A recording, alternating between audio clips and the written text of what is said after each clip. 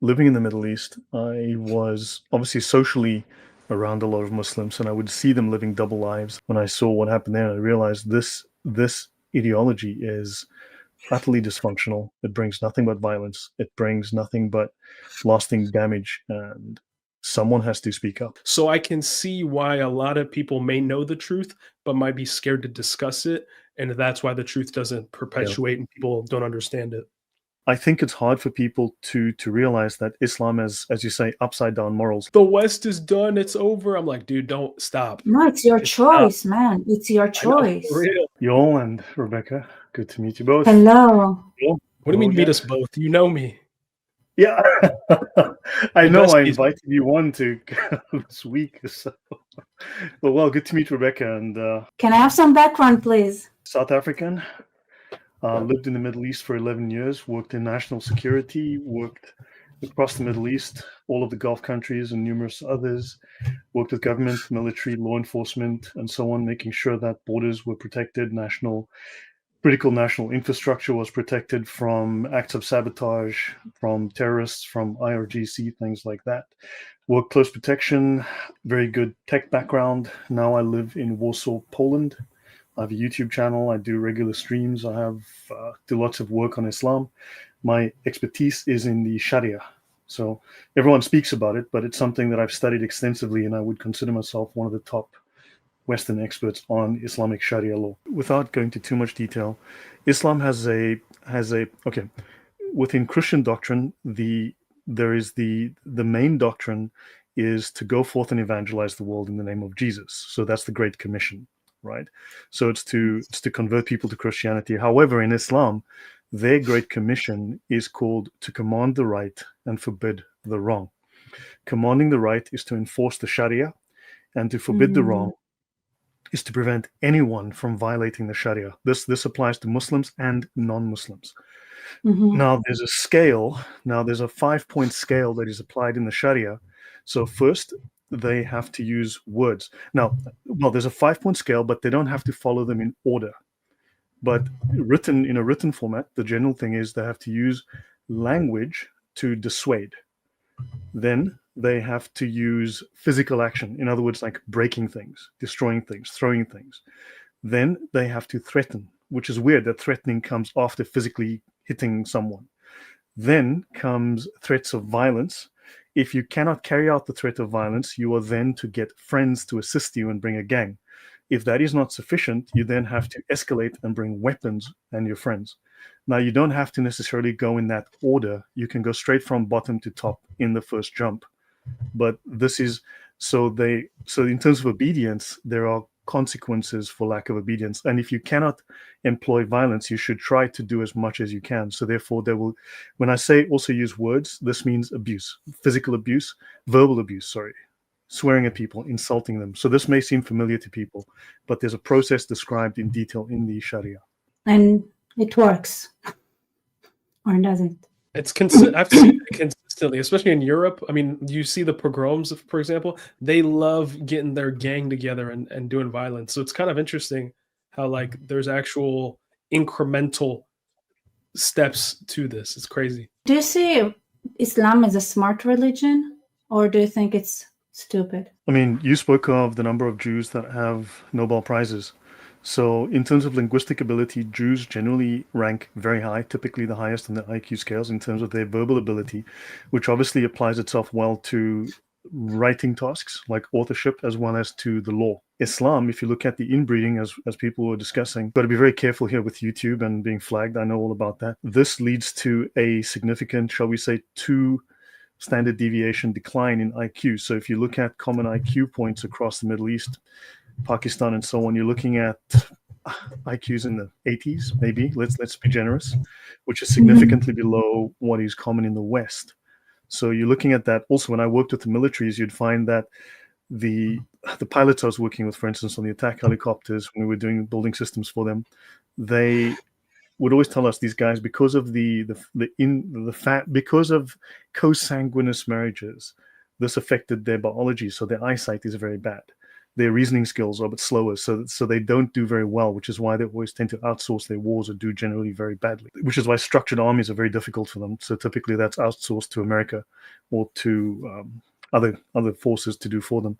So there's those issues. And also it discourages, I mean, how many Muslims, in terms of the number of Muslims, look at the number of Nobel Prizes, it's close to zero, simply because it discourages anything that is Western in origin, in terms of, look at Boko Haram, discouraging Western learning, discouraging anything that can bring doubt to Islam. And I mean, Spain produces more books, prints and publishes more books annually than does the entire Arabic world. What came first, like the egg or the chicken? In a sense that, like I wrote, like I was being sassy saying 50% cousin marriage might explain why Islam is so popular. You don't have a choice in Islamic countries. It's force that makes them. If these laws, these violent laws weren't there, people might leave.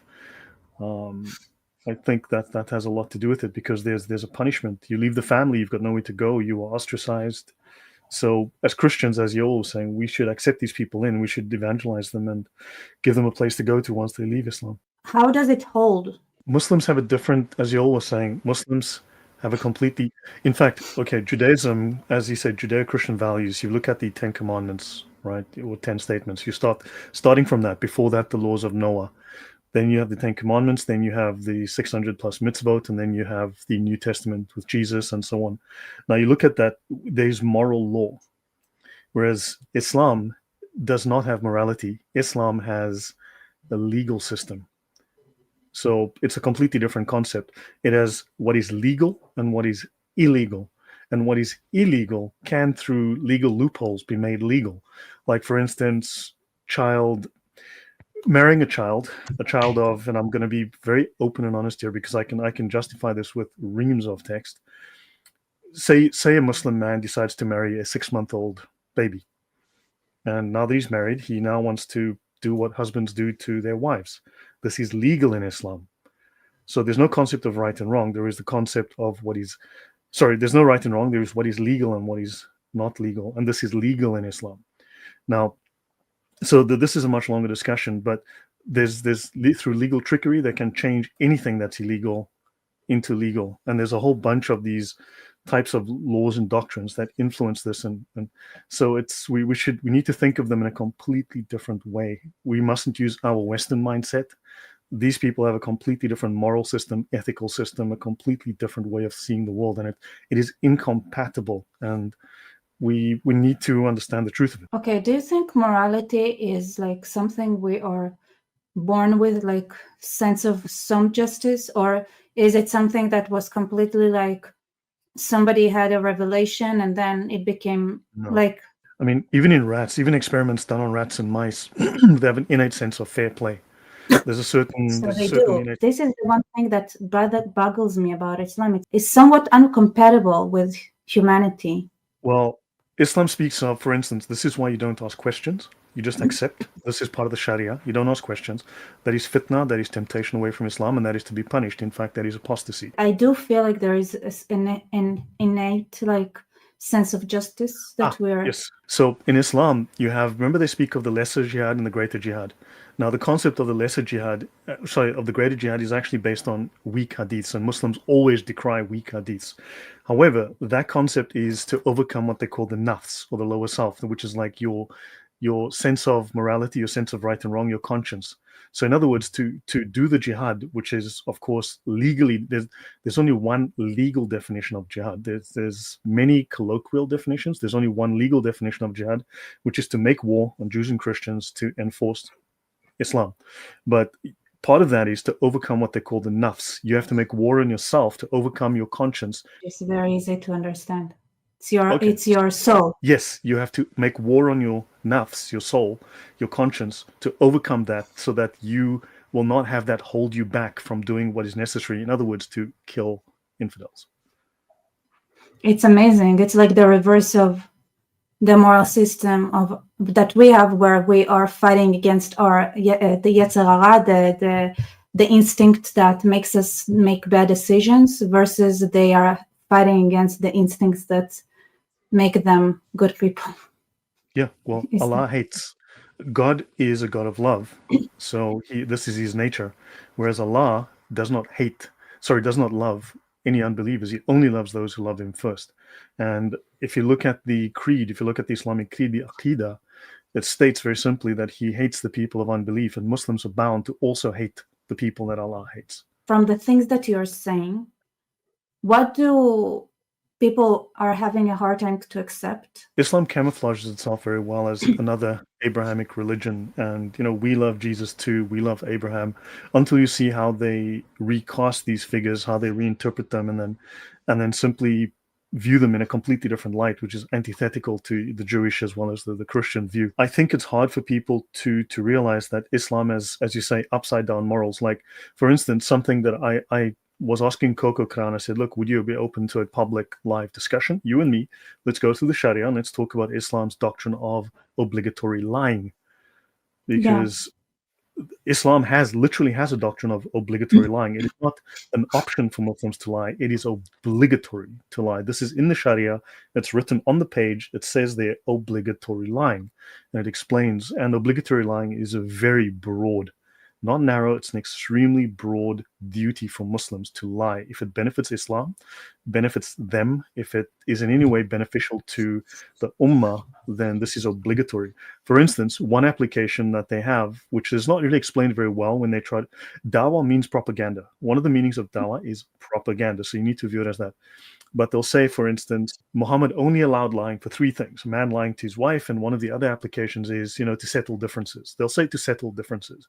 That's 3 words that really need to be unpacked. The short version is, let's say, Rebecca, you and I differ. You're a Muslim and you say that jihad is good, we must kill all the Jews. And I'm a Christian or I'm a Jew and I go, no, that's bad. Do we have a difference? That's what I hate about this notion of like the truth is somewhere in the middle. No, the truth is not in the middle. There is no compromise on the truth. Correct. So because there's a difference, the Muslim is now allowed to lie to settle the difference. So anytime there is a disagreement, he is permitted to. In fact, it is obligatory. It's funny, the Shias, they always get accused of doing taqiyya. And taqiyya is essentially the catch-all term, right, for obligatory lying, would you say? I think the Sunnah have a different term that means the same thing. Technically, okay, taqiyya is actually used in the Sunni tradition extensively. It's just become the default term.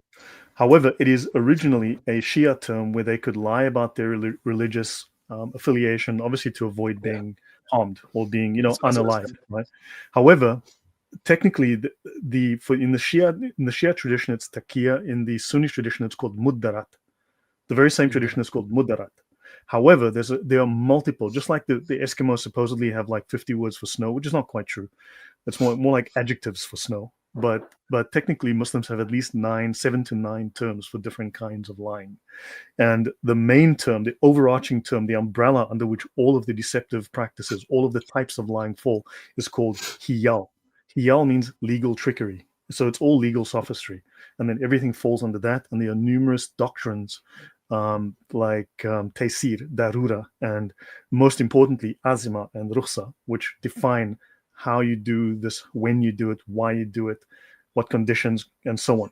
Okay, so I want to say like it's kind of funny, like judging like the 50% cousin marriage. But if you live in a society that has 9 words for different types of lies and it's part of the culture, then the trust in the system is so low, that you kind of want to know the people that you give your children to, like all of their lives, to feel like you're not sending them to do, maybe, in a sense. Like that could be like a more generous reasoning for this kind of behavior. Yeah, also forget there's no salvation in Islam. There's no certainty of salvation until death. And the only way that you can guarantee salvation for a lay Muslim is to, as they say, kill or be killed in the name of jihad for Allah.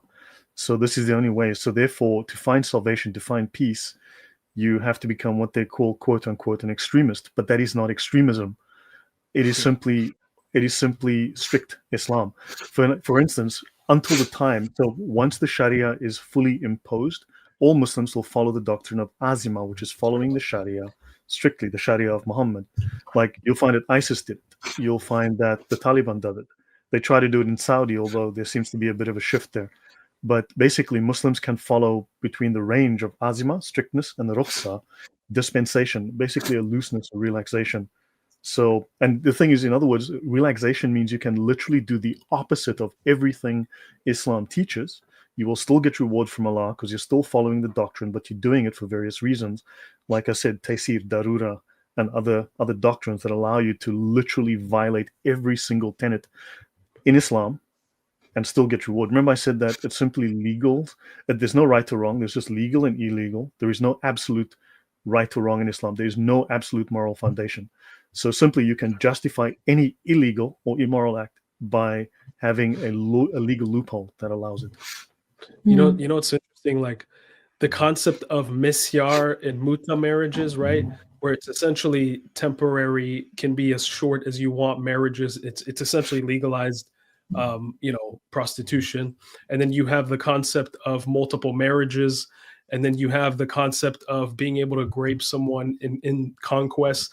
And why I'm bringing this up is because when something is so degenerate and so there's so much liberty in the sexuality, it isn't a surprise when even people that are within the lines go outside of the lines and do degenerate things. Like people are like, oh, well, we're only allowed to do this. It's like, I don't want to gross out this freaking channel. I've been asking we've been talking about nasty topics. I don't want to ask it anymore. But go ahead, Rebecca. Moving on to you. I understand this concept, like, even like with the people who are addicted to porn, like they cannot satisfy themselves. Like they have to go more and more to the extremes in that category to just find satisfaction. In Islam, for instance, with I'll try and be cautious because this is something that is a very difficult topic. But in Islam, for instance, there is literally no lower age limit to consummating a marriage. No, there is no lower age limit. So, in other words, a Muslim man could marry a woman of, when I say the word woman, please just read between the lines here, of any age. And when I say any age, I mean in the cradle. And it is legal for him to consummate that marriage. This is law. And of course, this introduces various medical issues which they deal with and they discuss within the Sharia. And this would be like something called a fistula, where you tear the skin and you rip them open, and that's it. So you must understand there's this fascination with sexual activity that is very unhealthy, and this is, while not necessarily every Muslim will do it, every Muslim is allowed to do it. And this and Muslim women can also have underaged boys. That's also legal. Yeah, I was going to say, because someone just said that's not as common. They said it's not common nowadays. Somebody commented that. I'm like, well, it depends where you are. Like literally recently, there's a really good documentary that the BBC did that they would never do now in Iraq. And muta marriages, misyar marriages, the temporary marriages, it is extremely common. And usually, like, let's put it this way, when they were 18, they were way too old. So maybe in the West, the Muslim communities, maybe not as much, but still going on in the West. Look at what's going on in the UK. It's disgusting. But also, the actions and behavior of an individual Muslim does not define the eternal doctrine of Allah. The Sharia is the eternal law of Allah, the eternal law of Allah. Muhammad is the perfect example. He can never be wrong. He cannot make a mistake. Everything he does is perfect. So therefore, the doctrine itself is unchanging. The doctrine was founded, the Sharia is founded by the Mujtahids Mutlaq. So after Muhammad, this was interpreted and written by which is called the absolute scholars. They are absolutely correct and know everything. So therefore, the doctrine says it. So whether a Muslim doesn't do it, that's fine, but the doctrine allows it, and it is always there. So maybe tomorrow he changes his mind. Why is it so hard to grasp it for the lay person? I mean, for Westerners to understand Islam. Yeah.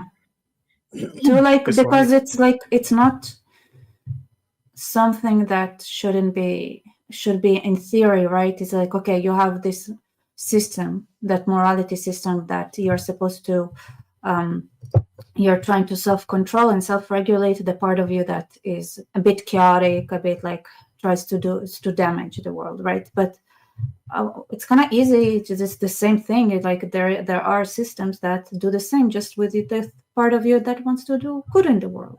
The explanation in theory is kind of easy.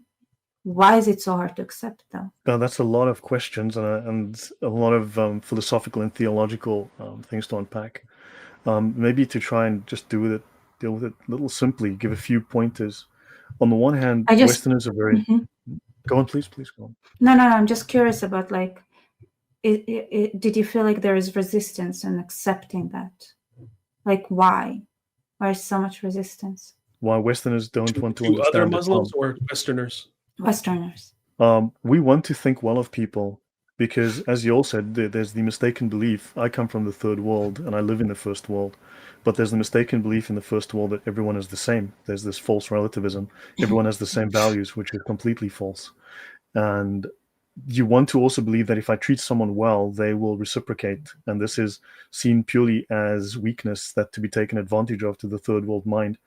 Also, if you understand, I've done this with you all as well. If you look at the amount of propaganda, the amount of dawah that Islam puts out. Now, if you consider the vast amounts of money that the 50 countries of the OIC, and so on, and Qatar, Saudi, Iran, all the money that they've put into universities, schools, you see the effect with the October 7 marches, all the campuses, all the cities by these students. If you consider the billions, literally billions that they have been spending and are spending, the way that they're entrenched in governments, the way that they're entrenched in bureaucracies, police, law enforcement, to favor themselves. Don't forget, they believe that they are superior. That they implicitly believe they are superior. They cannot question themselves. They're also not allowed to question the religion. And we are seen as inferior because we are dirty, we are unclean, we are najis, we are the kafir. You are the Jews, you are the Christians, you are unclean. And also, so there's propaganda, and then of course there is a certain fear. Perhaps there's the fact that at some point, you want to look the other way, but at some point, I think in the back of everyone's mind, they know how dangerous Islam is. They know that it harbors ill intentions, and I think everyone realizes if we cannot talk about this. You think it's laziness? No, we would do something, y'all would do something, I would do something, we're all trying to do something. However, the governments are not on our side. The governments have been infiltrated. They're complicit in some way. So therefore, I mean, look at the UK, what's happening right now. I mean, the UK has gone insane. Oh, the UK lost its... It's clear where their preferences lie. So I think there's been deep infiltration. There's been, obviously must have been some conversions that we are not aware of. And so you've got these issues. We would like to do something. The government also is afraid because if we cannot talk about it, if we cannot openly deal with it, then of course it is going to spill over into violence. That's the risk. And that is probably what will happen. And the only solution outside of these two is to evangelize. Christians have to be very clear about the threat that Islam poses. It brings no peace, no matter where it goes. And you have to evangelize them. You have to start converting them aggressively, sending out people to evangelize, bring them to Christianity, adopt Western principles, because otherwise it's just going to bring jihad wherever it goes. Yeah, I was going to say that, and that sounds like the hardest solution, but I just see that as like the only solution. A lot of people are placating them.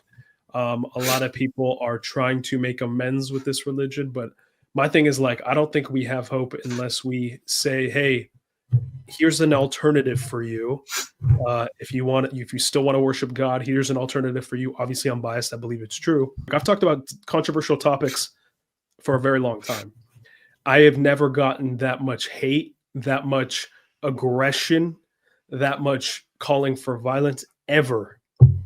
It was very interesting. So I can see why a lot of people may know the truth, but might be scared to discuss it. And that's why the truth doesn't perpetuate and people don't understand it. This is like yesterday when I talked about the situation in Syria. I said the war is against Islam and we should be facing it and we should be doing it globally. There is no compromise here. Islam needs to go. It just needs to go. There is no compromise. Not even a little bit. They're moderates. There's moderates. There is no compromise here. No, there is. Listen, there are elements here, which is important. Arabic is not Islam. Okay? Arabic is a language.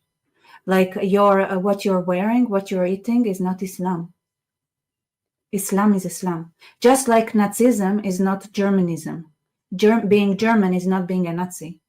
They're not mutually inclusive, right? There are elements that are mixed up, but this is not that, and Islam is something that needs to be gone, and it's not a culture.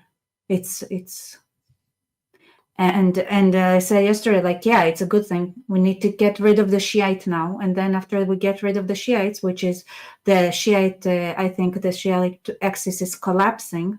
Leverage that to make sure the Shia goes extinct, and then make sure the Sunni goes extinct. Thanks. Olympic medal count. This is pretty crazy. It looks No fake, way. so- It's fake. It has to be. I don't, Like Iran got a lot of medals. I don't think. Well, I don't. Is Iran here? Let me see. No, they removed Iran. I know Iran got more medals than Israel. Well, they're not Arab. It's true, they're not They- Arab. Someone is But saying that's in the comment that Islam will not go away. Islam was pretty much on its way out until It was. until Thank the you. 50s with the oil money, when they discovered oil in Saudi Arabia and they started to fund it again. Islam is, we can definitely fix it. Think about Okay, like the well, early people like this- Christians. Do you think they could have imagined like when they were fighting against the whole of the Roman Empire, what that Christianity would win the way it did? Mhm. Like, you can kill like ideas. why are people these days so like small in their brains and like minds and like their imagination? I agree. Like always on my channel, people are such like. There's some people that are like very doomsday. They're like, the West is done. It's over. I'm like, dude, don't stop. No, it's your Just choice, man. It's your I know, choice. for real. I learned of your channel through subscribers to my channel who mentioned Oh, you. So amazing. I mean, to be honest, like I'm just happy that you're there fighting with us. How did you get to it? That's the question I have. On Well, personal level. I think this is something like international. Like I kind of want to ask, like, why would somebody not fight this indoctrination system that is affecting the whole world? But until we get to the point of asking why are you not fighting against it, I guess we should start with why are you fighting against it. couple of things.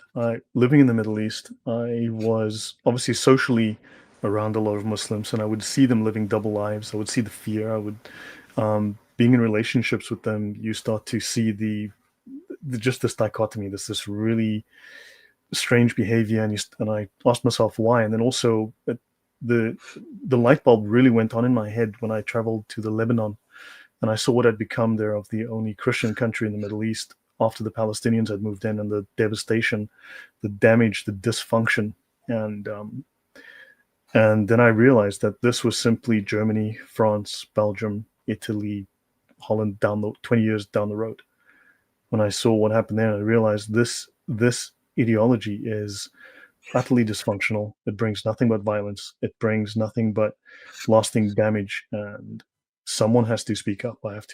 So I studied, I learned, I wanted to know not just what the Quran says, because that just goes in circles. Someone says verse A and then someone says verse B, and then all you have is it's just that didn't help. I want to know what is the ultimate authority. That's the Sharia. I started reading the Sharia. I started studying that. What did the scholars learn? They always ask, did you consult the scholar? So I consulted all the scholars, read their works, and then I started to become an expert in that because I started to understand how it all fits together as a religion of law. And and then also working across the Middle East, I saw and listened. I sat in meetings. I was working with these armies and police and government, and I started to everything started to fit together based on that experience. That's amazing that you picked it up. They obviously have a purpose and intent, but then my question was, well, what's driving them? What's their motivation? What is the ideology driving them? What is the ultimate goal? And the ultimate goal is found in the Sharia. So their methods, their practices, the doctrine.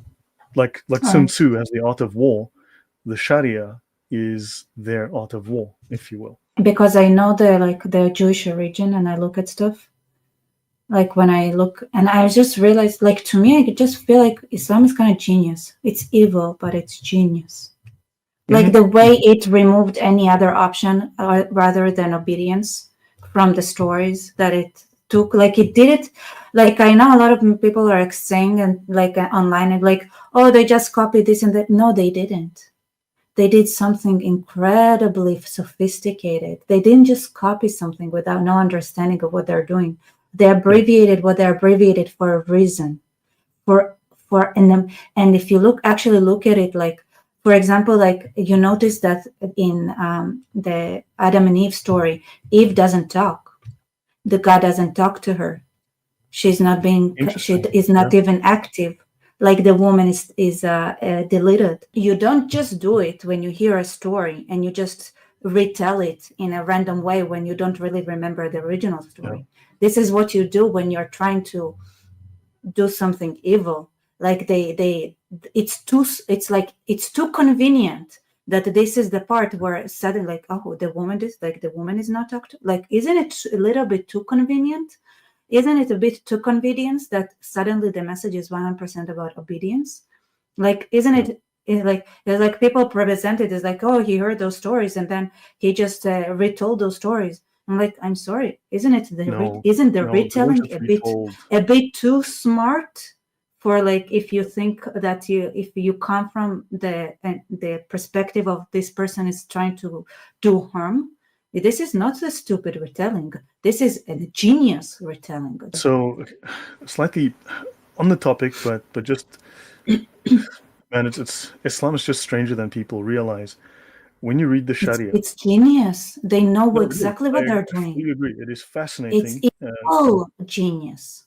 Genius. They're not stupid. Not stupid. This is one thing that I wish I could scream. Islam is not stupid. It is genius. Evil, but genius. It gaslights. Well, actually, I'll mention a couple of things. So one is Islam. If you read the Sharia tells you explicitly that Islam is a Gnostic religion.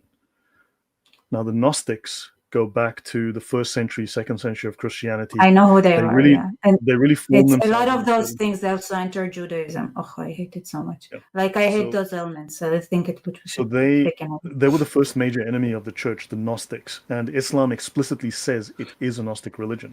Now, within the Gnostic concepts, there was a certain hatred of women, because obviously earth and matter are bad. Only spirit is good, and therefore women give birth to children. Therefore, women are evil, and women also, their souls fall into a vortex below earth and end up in whatever concept of Gnostic hell.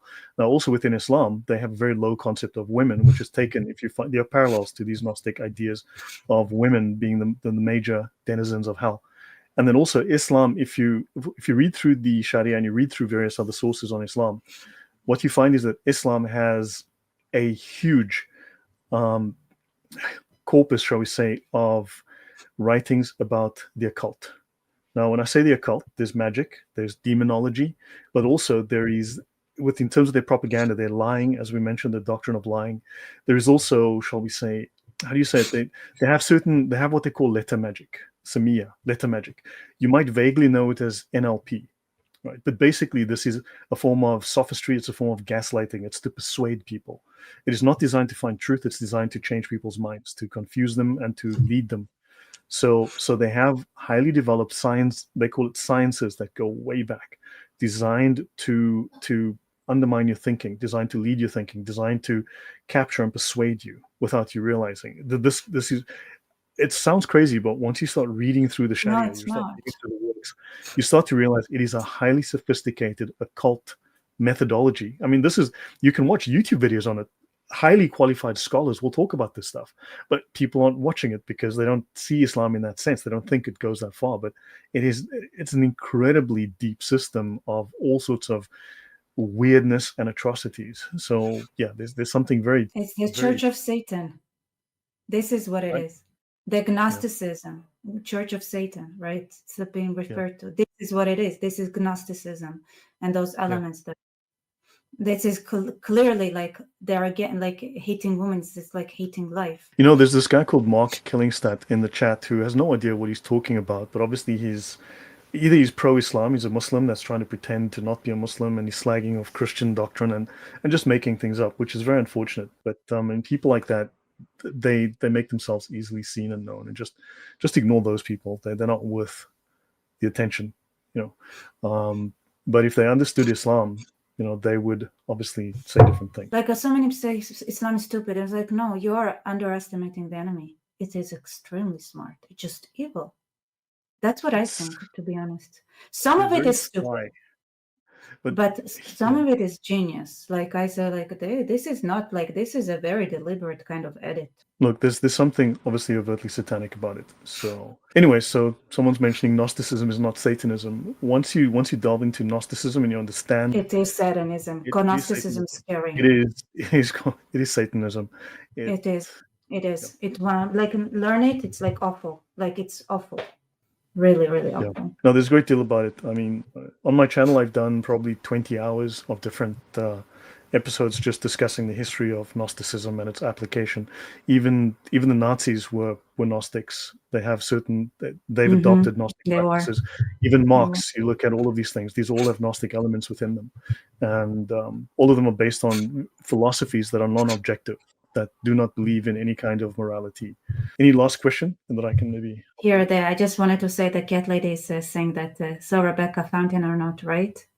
She's bragging that you're cool and amazing, and thank you for coming.